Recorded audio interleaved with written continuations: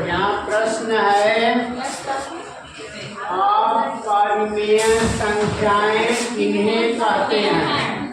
बोलो मत, तुम लोग चुपचाप।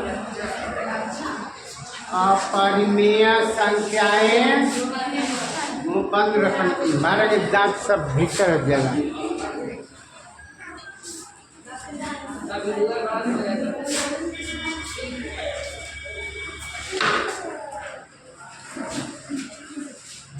सब दांत भीतर सब मार।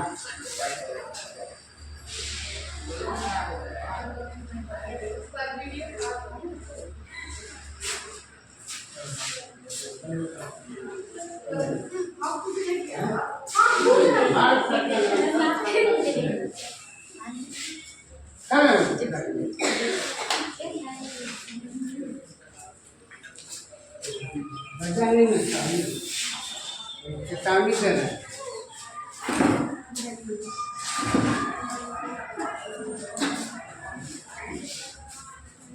देखो तो यहाँ प्रश्न है, प्रश्न अपरिमेय संख्याएं किन्हें कहते हैं?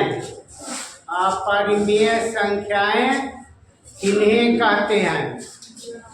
उत्तर, वे संख्याएं अपरिमेय संख्याएं होती हैं जिन्हें हम P/Q के रूप में नहीं लिख सकते हैं। इसके पहले पढ़ चुके हो, सुन चुके हो कि परिमेय संख्याएं वे होती हैं जिन्हें हम P/Q के रूप में, भिन्न के रूप में या अंश और हर के रूप में लिख सकते हैं। लेकिन अपरिमेय संख्याएं वे संख्याएं होती हैं जिन्हें हम भिन्न अर्थात P/Q के रूप में नहीं लिख सकते हैं। P/Q के रूप में नहीं लिख सकते हैं, अंश और हर के रूप में नहीं लिख सकते हैं। इसका अर्थ ये हुआ कि अपरिमेय संख्याओं को भिन्न अर्थात अंश और हर के रूप में नहीं लिख सकते हैं। अभी बताया कि अपरिमेय संख्याओं को भिन्न अर्थात अंश और हर के रूप में नहीं लिख सकते हैं। इसके पहले जान चुके हो कि भिन्न में बट्टा के ऊपर जो संख्या या संख्यांक होते हैं उन्हें क्या कहते हैं? अंश। और बट्टा के नीचे जो संख्या या संख्यांक होते हैं या होती है उसे हर कहते हैं। तो अपरिमेय संख्याओं को भिन्न के रूप में, अंश और हर के रूप में नहीं लिख सकते हैं। हम जानते हैं कि परिमेय संख्याएं अपरिमित रूप से अनंत होती हैं। इसके पहले जान चुके हो, बता चुका हूँ कि परिमेय संख्याएं अनंत होती हैं। परिमेय संख्याएं अनंत होती हैं, इसलिए अतः स्वाभाविक है कि अपरिमेय संख्याएं भी अपरिमित रूप से अनंत होंगी।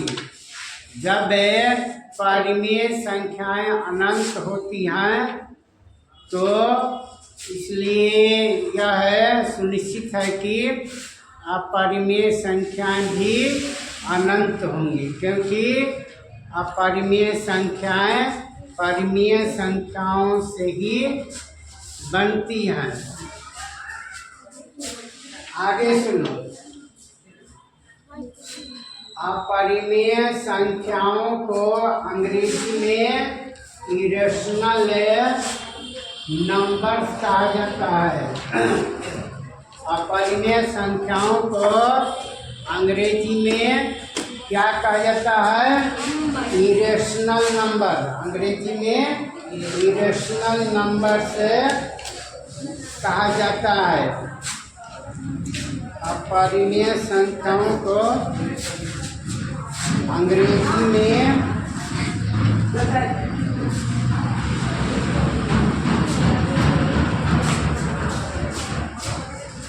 अपरिमेय संख्याओं को अंग्रेजी में क्या कहा जाता है? Irrational number. हाँ, अपरिमेय संख्याओं को अंग्रेजी में इरेशनल नंबर कहा जाता है। यहाँ पर ये टाइप कीजिएगा, यहाँ Q बराबर नहीं है 0, यहाँ पर है ये बराबर देकर के ऐसे जब हम काट देते हैं तो इसका अर्थ क्या बन जाता है? बराबर नहीं है ना। इसका अर्थ क्या हो जाता है? बराबर नहीं है। तो Q कहाँ पर रहता है? हर में। Q क्या होता है? हर। तो इसके पहले बता चुका हूँ कि Q बराबर 0 नहीं होगा। यदि बट्टा के नीचे 0 होता है किसी भी संख्या के बट्टा के नीचे 0 तो उसका अर्थ क्या हो जाता है? अपरिभाषित, जिसकी कोई परिभाषा नहीं होती है, जिसका कोई अर्थ नहीं होता है। यदि किसी बट्टा के नीचे हर में हर की जगह पर 0 हो तो उसका अर्थ क्या हो जाता है?